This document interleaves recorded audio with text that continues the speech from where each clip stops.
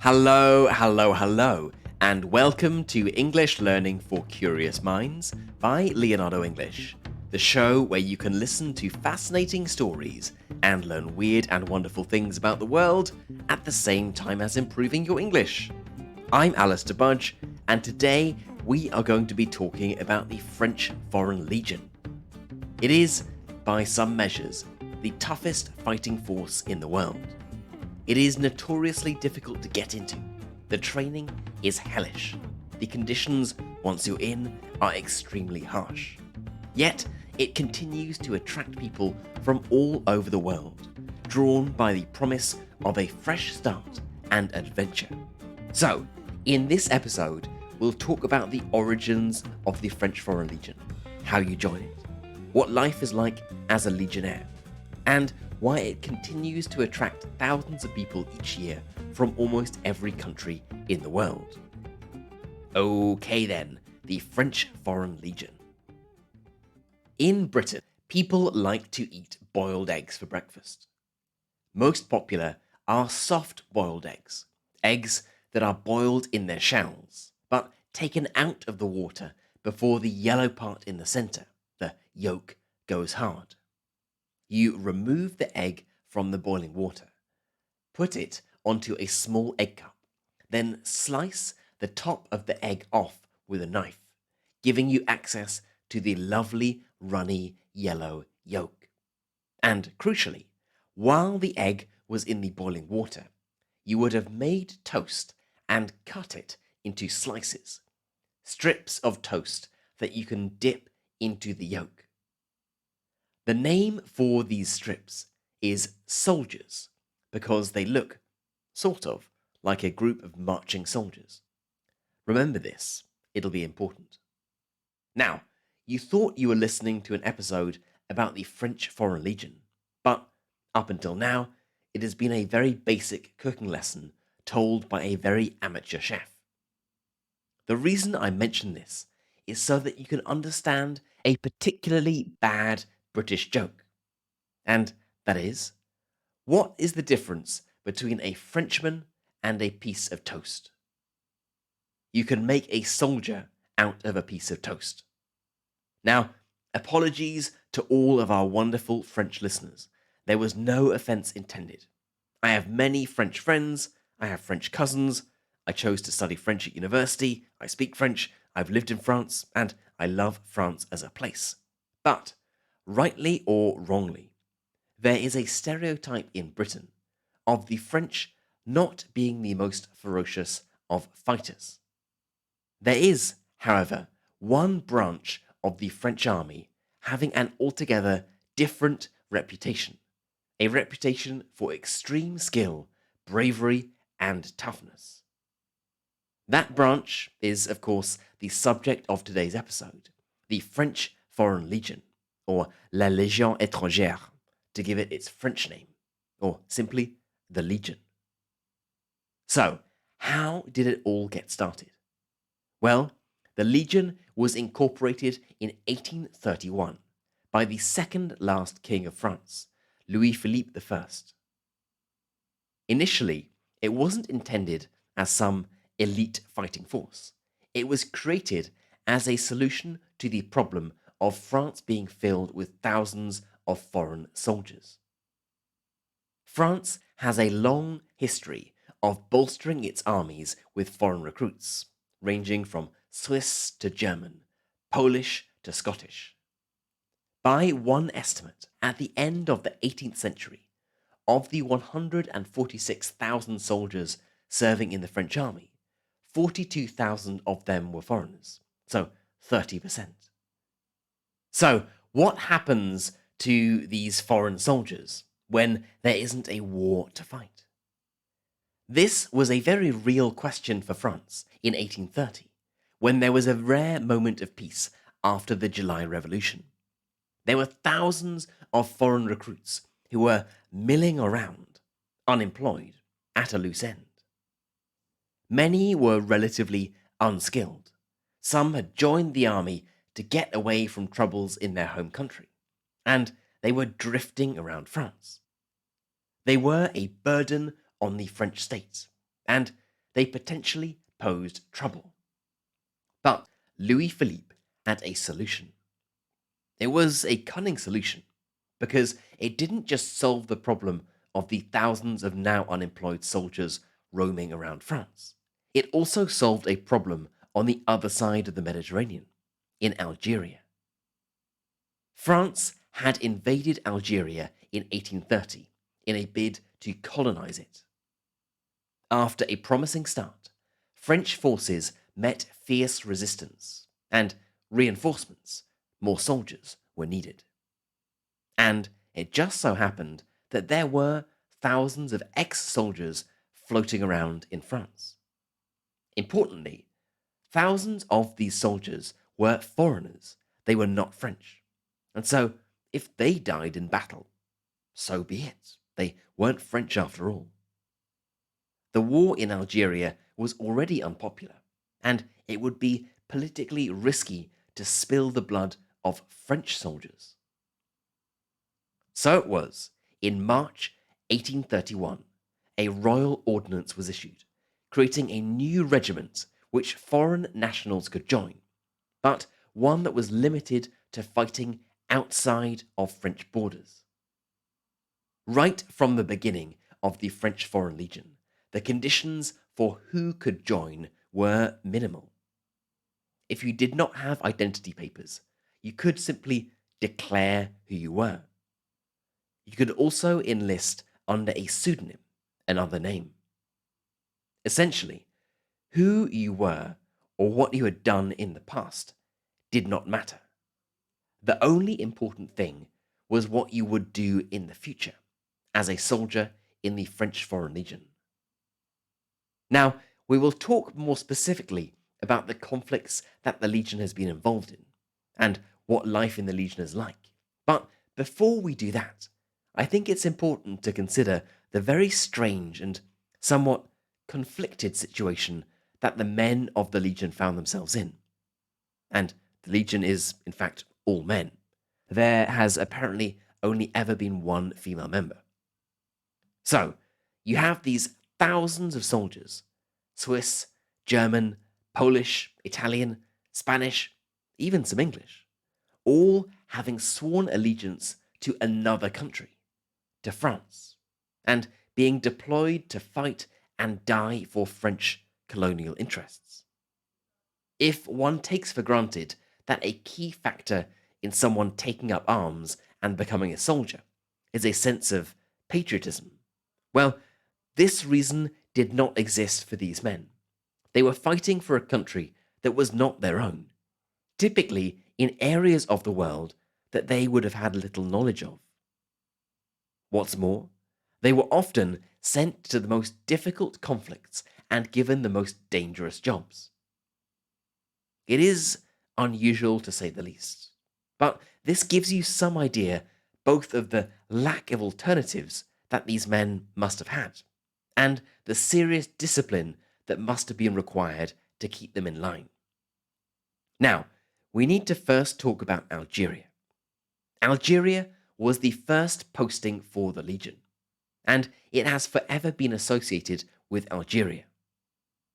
As you may know, the colonial conquest of Algeria was long and messy, with French forces, by their own admission, committing all sorts of horrific acts. To quote one French commission from 1833, "We have sent to their deaths on simple suspicion and without trial people whose guilt was always doubtful. We massacred people carrying safe conducts. We have outdone in barbarity the barbarians." And this was where the soldiers of the Legion cut their teeth. They got their start and made their name. The Legion, however, was not actually involved in the first conflict in Algeria for very long, leaving in 1835, when it was sent to Spain to help Queen Isabella II in her fight against the Carlist uprising. In fact, the Legion was handed over to the Spanish briefly during the conflict, and a new iteration of it, the so-called New Foreign Legion, was formed. Here, some important changes were made, changes that persist to this very day. Previously, people from the same country were put in the same units, Swiss with Swiss, Poles with Poles, and so on. This policy was scrapped, with everyone being mixed. And secondly, French was enforced as the language of command. Both of these policies still exist today. If you join the Legion, and we'll talk about that shortly, if you join the Legion, you will find yourself with a range of different nationalities, and you will find that the language you speak is French. Now, after its time in Spain, the Legion was, and still is, sent all over the world to support the French army and serve the interests of the French state. Crimea, Mexico, Prussia, Sudan, Gallipoli, Vietnam, Algeria again, Korea, Chad, Libya, the Gulf War, the Balkans, Afghanistan, and Iraq. Essentially, wherever in the world there was the need for French soldiers, for better or for worse, the Legion could be found. Now, let's move on to talk a little bit more about how you actually join the French Foreign Legion. It is both very easy and very hard. It is easy because you need no qualifications, no university or school diploma. You can be from any country in the world. You do not need to be French. In fact, most legionnaires are not French, they are foreigners. True to the Legion's origins of not questioning your past, on the Legion's recruitment website, there is no mention of having a criminal record being a barrier to entry, although, reportedly, the Legion will not accept people who have committed serious crimes, rape, murder, that sort of thing. So, on paper, anyone can join. It's easy. Or at least, it might seem easy. Actually getting accepted is a different thing altogether. First, you have to travel to mainland France and literally knock on the door of one of the recruitment offices. There are no online applications, no letters of recommendation, nothing like that. Buy a ticket to France, go to a centre, knock on the door. The Legion proudly boasts that it recruits 24 hours a day, 7 days a week, 365 days a year, although it does suggest that it's best to come between 8 in the morning and 5 in the evening. When you go there, there is an intense interview process involving psychological and physical tests to see whether you are cut out for life as a Legionnaire. It doesn't matter if you can speak French or not. If you're accepted, you will learn on the job. After a 3-week selection process, you are informed if you have made the cut. Only 10 to 15% of applicants make it. For those who don't, they are told to leave, paid a sum of €40 per day for every day that they've been doing the training, and sent on their way. For those who make it, life as a Legionnaire awaits. This involves signing a 5-year contract, which is the minimum amount of time that you are required to join for. You also receive a completely new identity and a new name. Who you were in the past, or what you have done in the past, does not matter. You have the chance to start from scratch.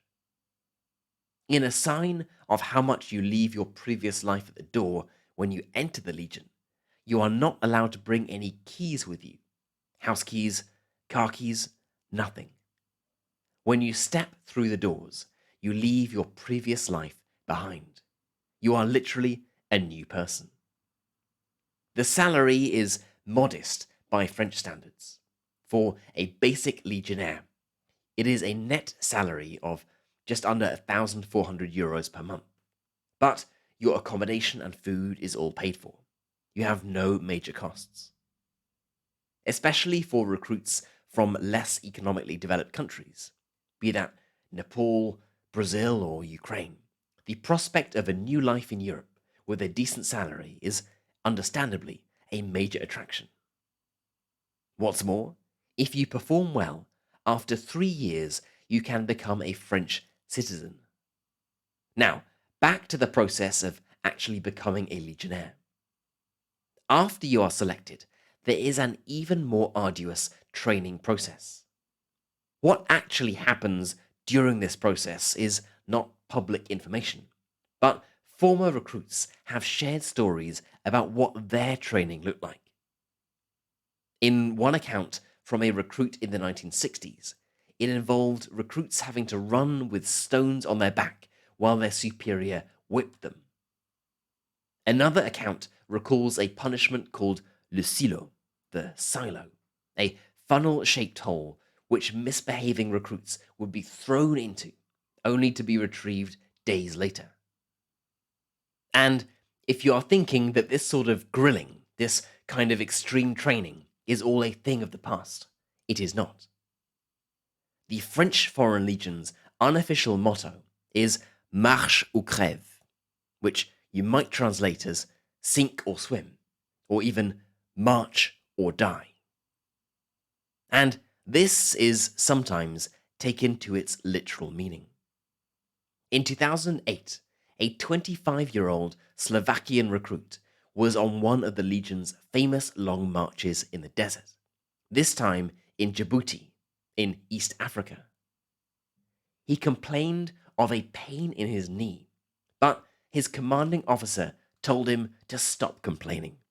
Well, one imagines he might have used slightly more colourful language than that. Anyway, he told him to get up, and he even took out all of the man's water and poured it on the floor, ordering the other legionnaires not to give the man any of their own water. The soldier continued to complain, and as punishment, was made to stay out in the sun and forced to run all the way up a hill in the 40-degree heat. According to one source, he was even beaten. He begged for water, but none was given. And shortly after, he keeled over and died of a heart attack, a perfectly healthy and fit man, thousands of kilometers from home, his real name not known to anyone around him, dead in the desert, aged 25. Of course, this is an extreme example, but legionnaires dying is certainly not uncommon. Over the years, 36,000 legionnaires have died fighting for France, a country that is almost always not their own. If you look on the Legion's website, they provide details of the men who have been killed in action, when and where they died, and their original country. It is a stark reminder that behind every death statistic is a human being. In the case of a legionnaire, someone who has left their country of birth, travelled to France, and left their previous life behind. And in almost all cases, they are young men. Dmytro Martinyuk from Ukraine, 29 years old. Anthony Paiva Valverde from Ecuador, 24 years old. Bogusz Pocilski from Poland, 31 years old. All young men who fought and died for France. Yes, they did so voluntarily, but reading their stories, at least the little that is published about them, makes you wonder what life they must have left behind. So, to wrap things up, yes, becoming a legionnaire is an extremely difficult and physically demanding job. There is a high chance of danger and death. The pay is modest, and you are fighting on behalf of a country that, in all probability, you have absolutely no link to. But there are plenty of rewards. Your unit becomes your new family. You get a roof over your head and 3 square meals a day. Yes, the pay is moderate, but it might be a marked improvement on your current situation. You get a new identity, a new name, and the opportunity for a fresh start and a new life as a French citizen. Clearly, for tens of thousands of men since 1831, this is more than enough to risk dying for. Okay then, that is it for today's episode on the French Foreign Legion. As always, I would love to know what you thought about this episode. Do you know anyone who has been in the French Foreign Legion? Are you part of a group of Legionnaires listening to this together? That would be fun. And are there similar crack military units in your country? I would love to know, so let's get this discussion started. You can head right into our community forum, which is at community.leonardoenglish.com, and get chatting away to other curious minds. You've been listening to English Learning for Curious Minds by Leonardo English. I'm Alistair Budge, you stay safe, and I'll catch you in the next episode.